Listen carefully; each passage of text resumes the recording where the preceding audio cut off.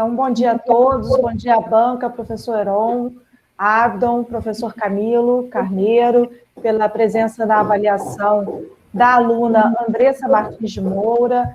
O título do trabalho de conclusão de curso é o Combate às Organizações Criminosas no Estado do Rio de Janeiro e as violações aos princípios processuais penais constitucionais.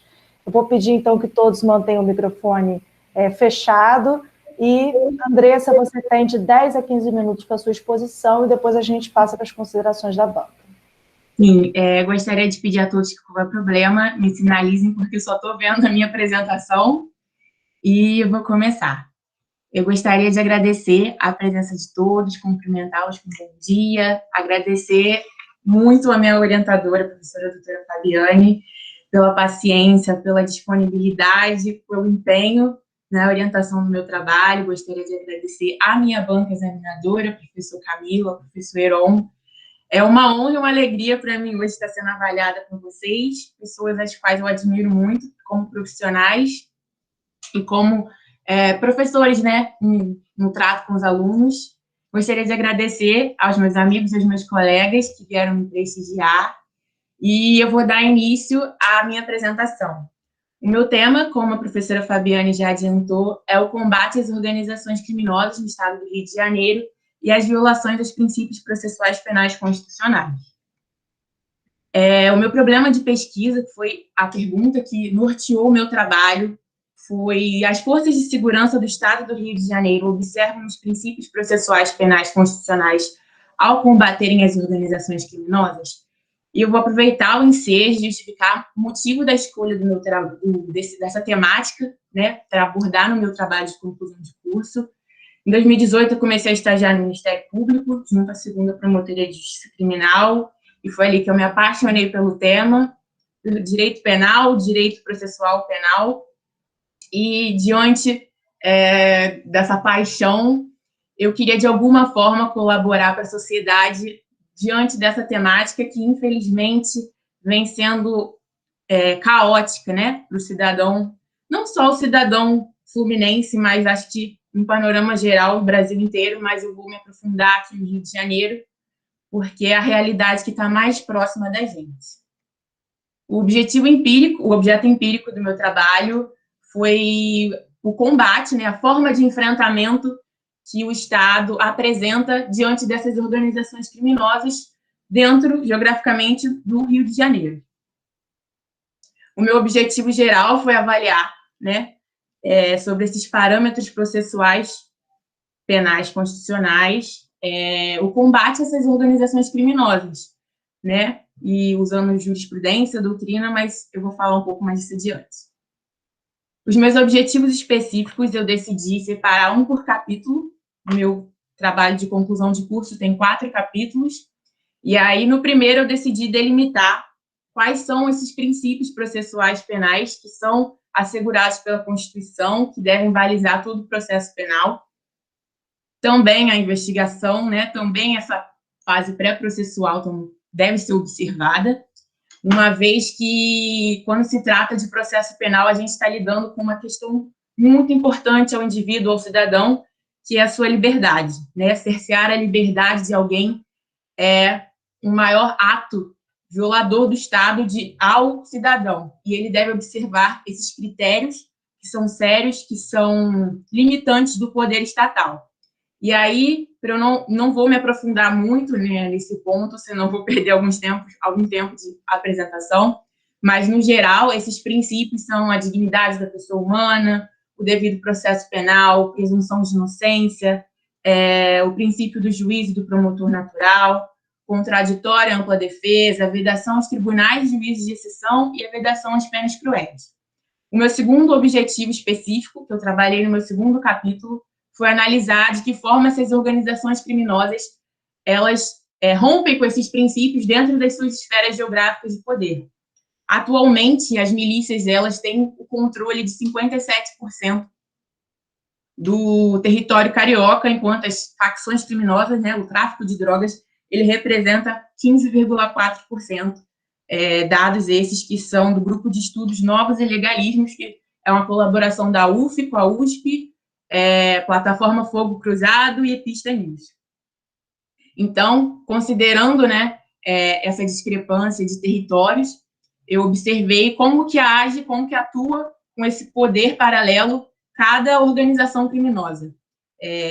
Posso destacar aqui que as milícias atuam de uma maneira um pouco mais discreta, porque dentro das suas estruturas de poder, nós podemos observar a presença de agentes estatais de segurança pública, policiais militares, policiais civis, bombeiros, guardas municipais, e também a presença de políticos, né, de candidatos a cargos do legislativo, do executivo, tanto municipal quanto estadual, e para manter essa aparente legalidade diante da sociedade, as milícias acabam atuando de uma forma um pouco mais discreta, enquanto que o tráfico de drogas acaba sendo um pouco mais extravagante, para demonstrar poder diante das outras facções, demonstrar poder diante das forças de segurança estatais e poder dentro da própria comunidade.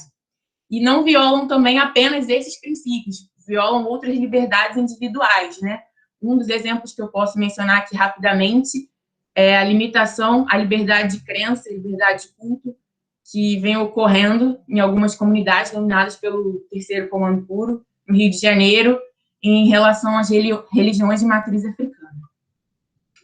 Passando disso, o meu terceiro objetivo específico foi avaliar como as forças de segurança atuam no combate a essas organizações criminosas e se elas violam esses princípios processuais penais que estão garantidos na Constituição.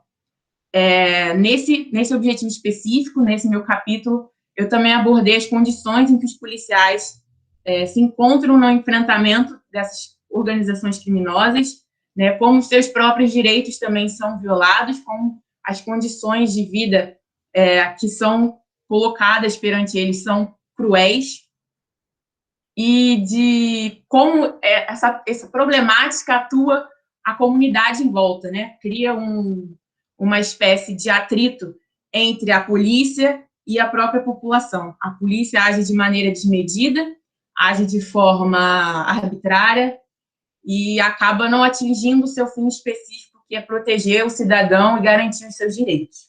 Por fim, mas não menos importante, o meu objetivo foi realizar um apanhado de medidas sugeridas por especialistas e medidas adotadas em outros países que têm excelentes índices de segurança pública, baixas taxas de homicídio, grau ressocializador muito bom, muito potente, e avaliar de que forma isso poderia ser aplicado aqui no Brasil.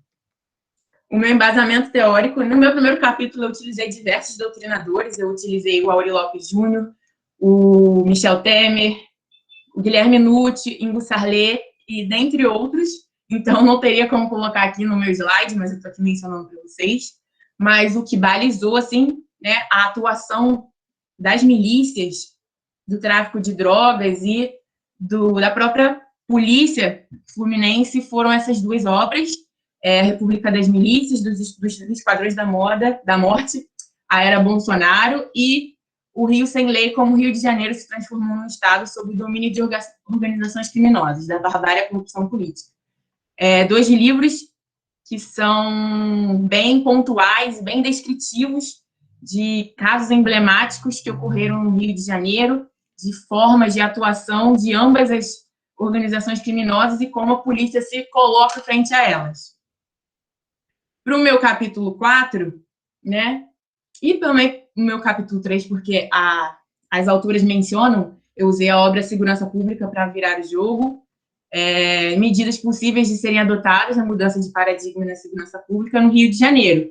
Elas listam, né, várias formas de mudança que poderiam ser aplicadas dentro da segurança pública, em políticas de segurança pública, e a partir dessas várias medidas eu fui procurando trabalhos mais específicos para inserir no meu trabalho de conclusão de curso. Eu utilizei doutrina e jurisprudência, né, para selecionar esses princípios penais, esses princípios processuais penais constitucionais, pautando a amplitude e a sua aplicação, porque, como a gente sabe, nenhum princípio ele é absoluto. Então, utilizei o método teórico, dedutivo, utilizei dados e pesquisas do Anuário de Segurança Pública, do Instituto Igarapé, Instituto de Segurança Pública. Usei também plataformas do governo federal, que me forneceu um pouco de dados acerca de reincidência. Usei dados de pesquisas da Alerj. Usei também a Comissão Parlamentar de Inquérito sobre as Milícias. Usei muitos artigos de trabalhos científicos, de eventos sobre o tema, trabalhos de doutorado, trabalhos de conclusão de curso sobre essa temática, e foram bastante produtivos para mim. Muita pesquisa acerca do tema, foi até um pouco difícil selecionar, muito material interessante, mas tive que fazer esse refinamento. Eu vou falar um pouco agora dos meus resultados de pesquisa. É possível, acho que até notório, mas a gente tem que se embasar, né, cientificamente, teoricamente. É notório que as forças de segurança pública estaduais, elas violam esses princípios. E o que é interessante, né, é que essas facções criminosas, o tráfico de drogas em si, o Comando Vermelho em si, ele surge justamente da inobservância desses princípios. O Comando Vermelho, ele surge num contexto prisional, onde os presos não viam seus direitos atendidos, não viam seus direitos fundamentais respeitados, não viam o respeito à lei. Diante disso, eles se organizavam para poder garantir a sua sobrevivência dentro do cárcere e acabar dando algum apoio às famílias do lado de fora. E, diante disso, essa união foi se sofisticando, foi se aperfeiçoando, e a gente tem as facções criminosas como são hoje. Em resposta a essas facções criminosas, nós temos as milícias, que surgem num contexto de proteção comunitária, princípios policiais militares que moravam em comunidades, ali queriam proteger, né, moravam no subúrbio, queriam proteger o local onde eles moravam dessas facções criminosas, desses criminosos, e então eles acabavam se organizando para fazer a proteção da comunidade, até que isso cresceu e se alastrou para as associações de moradores, e onde foram percebendo que havia a possibilidade de lucrar em cima disso, e acabaram criando, né, alicerçando esse sistema econômico, porque acaba atingindo a venda de gás, transporte alternativo, fornecimento de internet, TV a cabo. Então, percebe-se que ambas surgem nesse contexto de ausência do Estado na segurança, ausência do Estado nas políticas assistencialistas, que ambos se baseiam muito nisso para ganhar o controle da comunidade, ganhar, né, o afeto da comunidade ali com eles, tanto que quando existe algum problema ali dentro da comunidade, essas estruturas de poder, elas são procuradas, elas são buscadas para tentar dirimir esse conflito, e não se busca a tutela estatal. Então, né, reforçando, as organizações criminosas são um reflexo da atuação estatal de medida de legalidade, continua a rechaçar as leis no enfrentamento das mesmas. Você percebe que existe uma contradição do próprio Estado, que pune as pessoas que não observam as leis e pune desobservando as leis. E aí, para combatê-las, percebemos que essas leis não são aplicadas, né? Você tem aí uma série de operações policiais no Rio de Janeiro que executa pessoas suspeitas, pessoas, às vezes, que nem são alvo da investigação de maneira arbitrária, sem garantir que elas possam responder um processo, sem que elas possam sequer até confessar o crime, pagar por ele perante a sociedade, que elas possam cumprir a sua pena, que é um direito que elas possuem. Não se tem nenhuma observância, é a política do extermínio pelo extermínio. Por outro lado, o que se tem de sucesso, o que se tem de medidas efetivas que de fato funcionam, que de fato colaboram para uma segurança pública efetiva, são justamente políticas pautadas no respeito aos princípios inerentes dos direitos humanos, políticas que respeitam os presos, que respeitam os investigados, que não violam seus direitos além do previsto na lei, que oferecem um tratamento humanizado e ressocializador. e é isso que funciona, mas infelizmente não é isso que vem sendo aplicado no Rio de Janeiro há mais de 20 anos. Nós temos essa política de extermínio, essa política de operações, onde as forças de segurança entram nas comunidades, realizam massacres, sem direito de defesa dessas pessoas, sem direito de responder a um processo, sem direito de que elas possam ser ressocializadas e reintegradas na sociedade, que elas possam ser cidadãs, ainda que num contexto limitador dos seus direitos, né, como é o direito à liberdade. Então, a gente pode concluir disso que essa política de extermínio, ela unicamente serve a interesses escusos de políticos que se aproveitam desse cansaço da população, né, em relação à violência, para conseguir palanque político em período eleitoral, sem que o problema da segurança de fato seja resolvido e perpetuando o extermínio das massas menos abastadas da população. E esse foi o meu trabalho. Muito obrigada a todos. Obrigada, Andressa, pela exposição. Vou passar, então, a palavra ao primeiro membro da banca, professor Heron Abdon.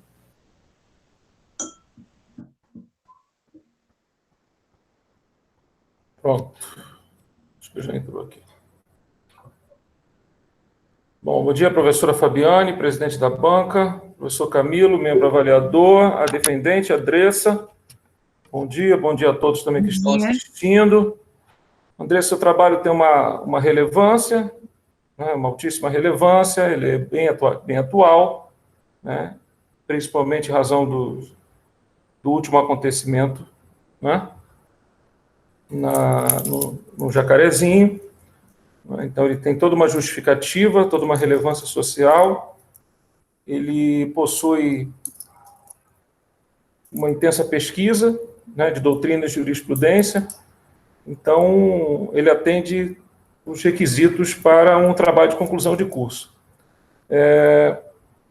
Eu tenho duas perguntas em relação ao seu tema, com relação a qual é a sua visão dentro da sua pesquisa, né, do que você entende como polícia pacificadora, né, o que você compreende nesse sentido de polícia pacificadora. Se você quiser ingressar também na questão da UPP, não é bem o seu objeto, mas enfim. Né? Não, vai ser um prazer. Se você quiser ingressar. E a segunda também indagação, também relacionada ao seu trabalho, é como você entende a decisão do Supremo Tribunal Federal em relação à limitação ou à condição, né, das investidas policiais, né, nas comunidades, nas favelas, durante o período da pandemia. É isso, professora Fabiane. Eu queria agradecer pela pergunta, achei excelente. Eu queria falar aqui o dia inteiro sobre o meu trabalho, porque é um assunto que eu amo, eu queria falar mais, queria até escrever mais, mas a gente tem essa limitação. O conceito de polícia pacificadora utilizado no Rio de Janeiro, ele é um pouco distoante do que, de fato, seria uma polícia pacificadora. As UPPs surgem nesse contexto dos grandes eventos que iriam ocorrer no Rio de Janeiro, né, a Copa do Mundo, as Olimpíadas. Então, as UPPs foram uma medida de segurança pública utilizada não para pacificar as comunidades, mas assim, para maquiar a realidade. Meio que aparentar que existe um controle estatal nessas comunidades, que existe um controle estatal dessas organizações criminosas, mas o que se observa é que esse controle só durou até os Jogos Olímpicos, e após isso você tem o sucateamento das unidades de polícia pacificadora, que não pacificaram coisa alguma, porque você só colocou ali uma estrutura muito precária, inclusive, de um policiamento, colocou-se uma base da polícia militar ali, com policiais militares. Não existiu nenhuma forma de integração da polícia com a comunidade, não existiu aproximação, existiram pouquíssimas, né, ações no sentido de agregar a população algo além do que é a polícia, né, levar o Estado além do que é a polícia. Eu mencionei no meu trabalho as bibliotecas que foram colocadas em apenas 3 comunidades, na Rocinha, no Complexo do Alemão, mas não houve prolongamento em outras comunidades, não houve ampliação desse projeto. Então, você tem as unidades de polícia pacificadoras como uma maquiagem ali, como uma pretensa, né, vigilância do Estado aos moradores dessas comunidades carentes, o que coloca os policiais em risco, né, uma vez que a possibilidade de investida e de retorno dessas facções naquele contexto eram grandes, tanto é que muitas retornaram, né, mostrando-se uma política ineficaz, ineficiente, como a Marielle vinha apontando nos trabalhos dela. Não adianta você só levar a polícia para dentro da comunidade, você precisa fazer com que a comunidade se torne colaboradora da polícia, e é isso que eu abordei também no meu capítulo 4, quando eu mencionei o policiamento comunitário, listei, né, o que ocorreu no Chile, onde você tem fóruns municipais de segurança pública, você tem a atuação maior dos prefeitos dos municípios, você tem a atuação da comunidade, que é essencial para o policiamento funcionar, porque, como a gente observa, né, nessa questão que o senhor mencionou do Jacarezinho, você percebe ali um embate, né, entre a comunidade e a polícia. E é esse aí, justamente, é nesse eixo, justamente, que o tráfico de drogas se aproveita para aliciar não só crianças e adolescentes, mas aliciar a comunidade para si, né? Então, esse projeto, essa pacificação proposta pela UPP não passa de mera arbitrariedade, mero discurso político para tentar mostrar internacionalmente que existe algum controle, que está sendo feito algo. Aquela expressão para inglês ver, acho que é perfeitamente aplicável ao caso. A pacificação começa em políticas de segurança eficazes, começa em você fornecer aos policiais condições de trabalho melhores, um salário melhor, oferecer à comunidade presença estatal, além dos tiros e das balas que são perfuradas em todas as comunidades do Rio de Janeiro que você ingressar.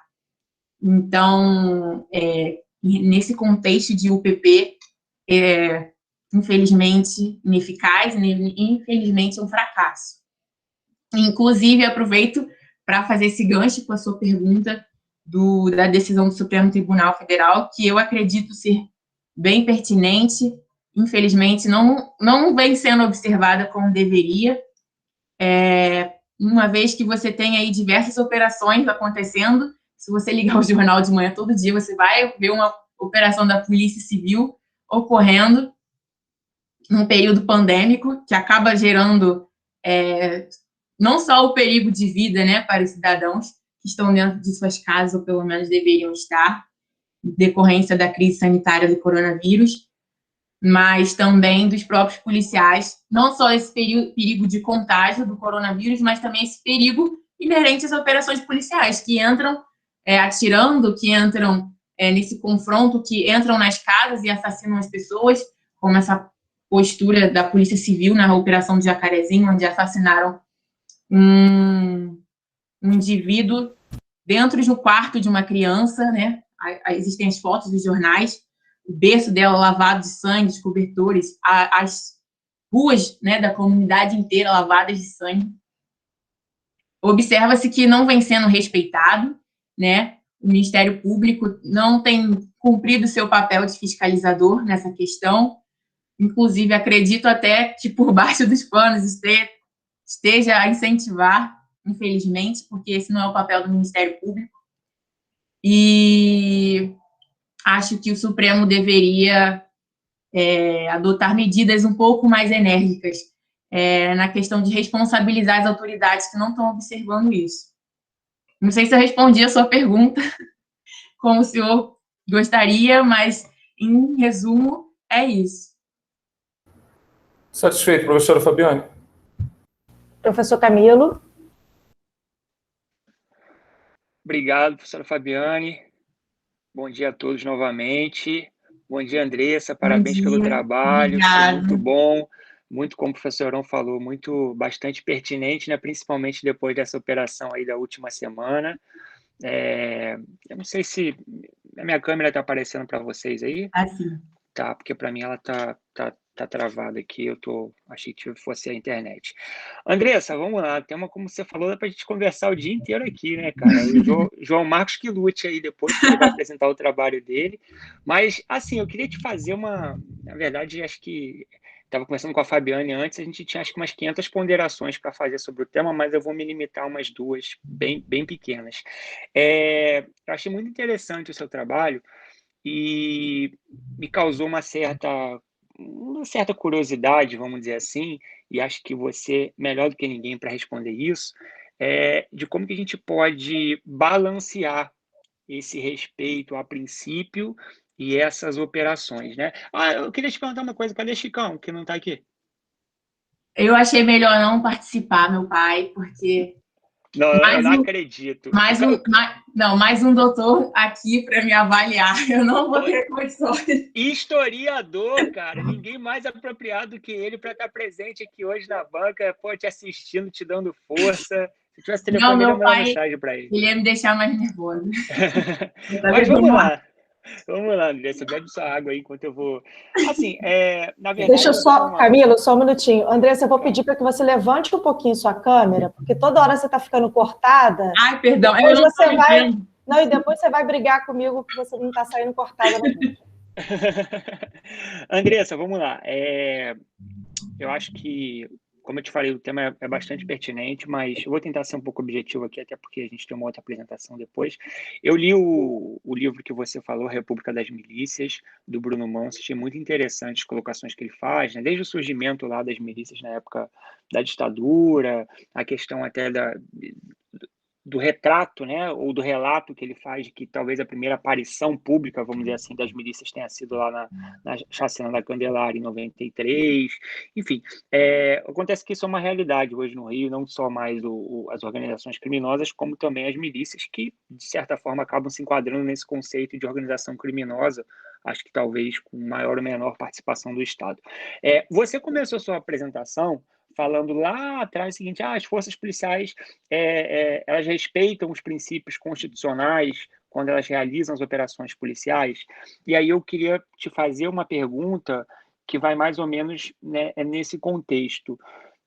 Como que a gente pode achar um ponto intermediário, vamos dizer assim, sem violação a princípios, mas cumprindo as operações policiais? Por que eu te pergunto isso?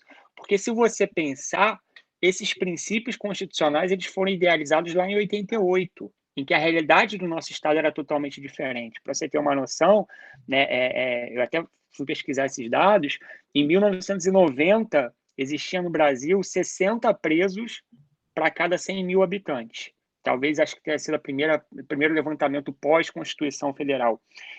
Em 2019, saiu uma pesquisa do DEPEN, só que com dados de 2016, que havia 368 presos para cada 100 mil habitantes. Então, assim, nesse período de 30 anos, a gente teve um aumento quase que de 600%, né? Se eu não estou enganado, não sei, 6 vezes mais, né? Então, assim, os nossos princípios constitucionais, eles foram pensados para um Estado democrático de direito, e não talvez para um Estado em que os policiais, numa intervenção policial, sejam recebidos com fuzis, com munição antitanque, derrubando helicóptero, como já aconteceu no Rio de Janeiro, né? E assim, eu tinha 2 perguntas para te fazer, eu vou concluir.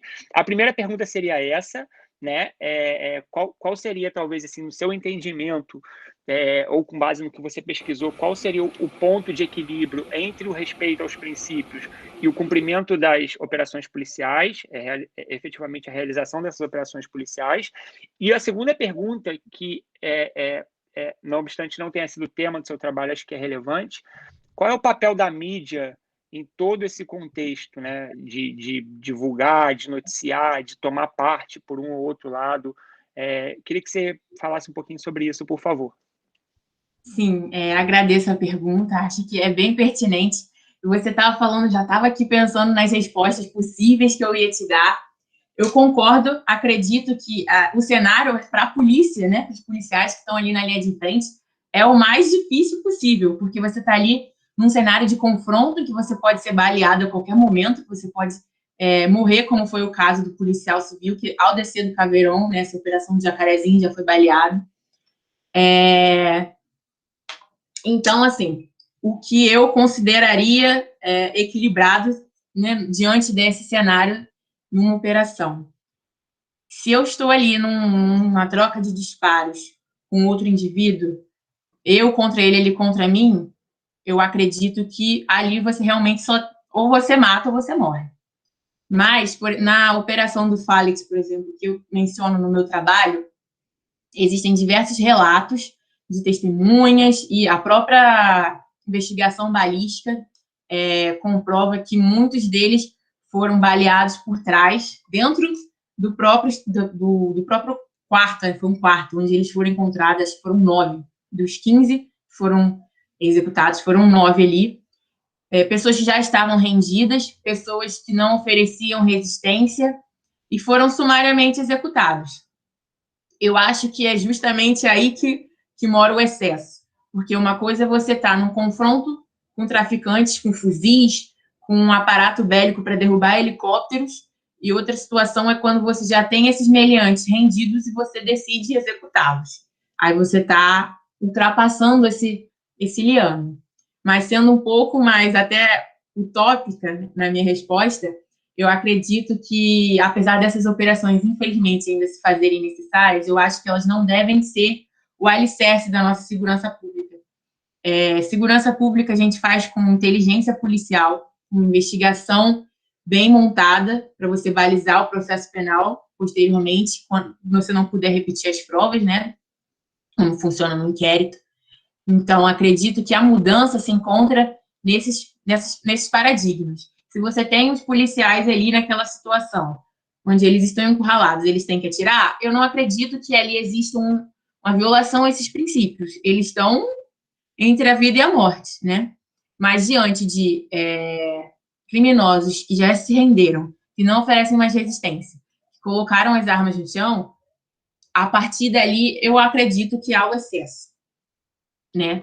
Como existe, né, no meu trabalho, eu mencionei a gratificação faroeste, que era uma remuneração que o Estado dava aos policiais pelo seu desempenho e tal, e aí o que acabou duplicando o número de mortes por policiais, muitas delas pelas costas, com claros sinais de execução. E aí, diante desse cenário, esse escândalo, acabou-se por mitigar essa gratificação faroeste para você não ter essas execuções sumárias, você não incentivar que os policiais executem em troca de dinheiro, né? Você não fomentar os grupos de extermínio de uma maneira legal, entre aspas. Então, eu acredito que a diferença está aí. Quando você mencionou população carcerária, eu achei interessante até um gancho para eu puxar, que eu nem mencionei muito na minha apresentação, mas eu queria, a questão da legalização das drogas, que massivamente o que encarcera as pessoas hoje em dia é a lei de drogas. Usei uma pesquisa da Luciana eu não sei falar francês, gente, Bourtex, que ela mostrava que a maioria dos presos, né, no Brasil, presos com pouca quantidade de drogas, sem armas, num primeiro momento, a gente não observa que isso ofereça risco a uma população. Você está ali, pelo menos na minha experiência de Ministério Público, a maioria dos processos de tráfico eram traficantes primários, jovens, com poucas quantidades de droga, que iam para o presídio e lá dentro vão se envolver cada vez mais com a organização para sobreviver dentro daquele contexto. E ali você tem a sofisticação do crime, né? Hoje o que a gente tem é que os nossos presídios, eles não ressocializam ninguém. Eles, na verdade, enfiam mais a pessoa ainda no contexto do crime. Então, sob essa perspectiva carcerária, acredito que a legalização das drogas seria uma excelente medida para você diminuir tanto esse combate monstruoso que a gente tem em relação à polícia e aos traficantes, quanto a diminuição dessa massa carcerária nesse estado de coisas inconstitucionais, como o STF declarou, que é o estado que se encontra o sistema prisional brasileiro atualmente. Em relação à mídia, eu acredito que esses programas um pouco menos Esses programas mais sensacionalistas, eles fazem muito alarde, eles acabam inflamando a população para que haja esse justiçamento, não justiça, de que tem que matar e tem que morrer, e é isso aí. Então, acaba dando palanque para que os políticos se apropriem desse discurso e continuem a perpetrar essas medidas de segurança que não são eficazes. A gente mata essas pessoas há 20 anos e o tráfico continua, as milícias só crescem, então são medidas que não são eficazes. Acredito que falta um pouco de coragem dos nossos gestores para mudar esse panorama, né? Medidas que, a princípio, podem se mostrar impopulares, mas que a longo prazo podem ser consideravelmente positivas, mas com esse discurso midiático que as massas assistem, isso acaba afugentando, né, os gestores de tomarem essas medidas. Então, acredito que esse justiçamento, ele mora muito dentro desses programas, como o Balanço Geral, né, que alimentam esse ódio, né, à população, essa rechaça aos criminosos. Vou aproveitar o ensejo também e mencionar as APACs, que são uma parceria público-privada, uma parceria entre o Estado e o setor privado, que vem funcionando, vem ressocializando os presos, justamente por integrar a comunidade aos presos, né? Para fazer uma participação, mostrar para eles que é possível uma vida sem crime, que é possível que eles se recuperem, por assim dizer, e voltem ao convívio social, que isso é possível. Isso é o que tem dado certo, é isso que funciona na Noruega, isso funciona na Suécia, isso está funcionando no Chile, e isso vem funcionando nas APACs no Brasil. Então, acredito que a saída, entre aspas, é essa. E, infelizmente, isso não vai depender só dos gestores estaduais, isso depende em nível federal, até porque esses problemas que a gente vê no Rio de Janeiro, eles se replicam em outros estados da federação, com mais ou menos gravidade, a depender das facções criminosas que estão atuando ali. Mas, infelizmente, não é algo que eu veja que é possível de ser aplicado com a atual gestão política que a gente vive atualmente. Não sei se eu respondi sua pergunta de maneira satisfatória, mas espero que sim. Estou aberta aí para críticas, ponderações e comentários. Respondeu sim, Andressa, obrigado. Só para corroborar o que você falou, 40% dos presos hoje são presos por alguma coisa relacionada a drogas, a tráfico, né, majoritariamente. Então, 40%, 4 em cada 10 hoje estão presos por crimes decorrentes de algo relacionado à droga. Mas obrigado, respondeu sim. Obrigado, professora Fabiane. Obrigada, Andressa, pelas suas considerações também. Nós vamos nos ausentar para a sala, então, para a deliberação, e a gente já volta.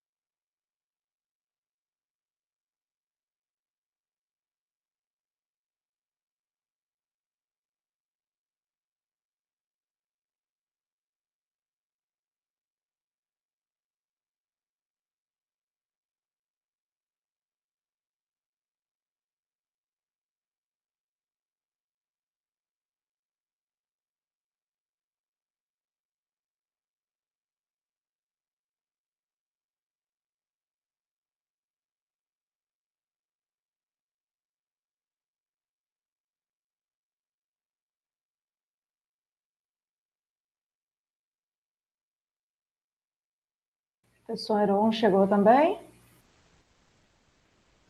Chegou, Camilo? Chegou. Sim, estou aqui. Tô aqui. Retomando a defesa do TCC de graduação da aluna Andressa Martins Moura. Andressa, antes de passar para a leitura da ata final, queria agradecer a oportunidade de ter te orientado. Pode ter certeza que o tema é um tema que é necessário, que é importante, que é urgente de ser debatido, de ser refletido. Eu acho que a gente sai muito mais com inspirações para uma solução do que com uma solução.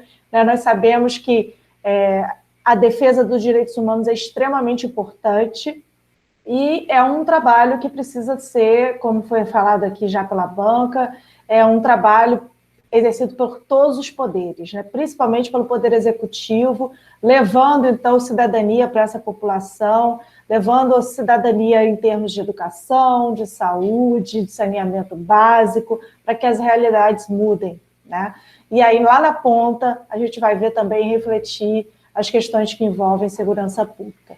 Claro, seu trabalho foi muito bem estruturado, vou apresentar aqui a sua ata. Esse. Já está mostrando aí? Sim, né? Tá sim, Fabiane. Então, Andressa, parabéns pelo seu trabalho mais uma vez. Você não poderia sair daqui sem o seu 10 também. Muito obrigada pela oportunidade de ter abrilhantado a gente no dia de hoje com essas reflexões. Eu vou passar a palavra para você poder se despedir. Gente, eu queria agradecer, muito obrigada. Vocês não têm ideia do quanto eu estava nervosa. Eu fico muito feliz com essa nota. Eu me dediquei muito, é um tema que eu pesquiso no meu lazer, é um tema que eu respiro, porque eu realmente quero trabalhar com isso, de alguma forma contribuir para a mudança dessa realidade. Eu fico muito feliz com essa nota, queria agradecer a vocês. Eu não tenho nem palavras, eu estou muito emocionada. Muito obrigada, de verdade. Obrigada, Andressa. Vamos agora, então, finalizar a banca de defesa. Deixa eu encerrar aqui a gravação, para a gente iniciar outra. Parabéns, Andressa. Parabéns, querida.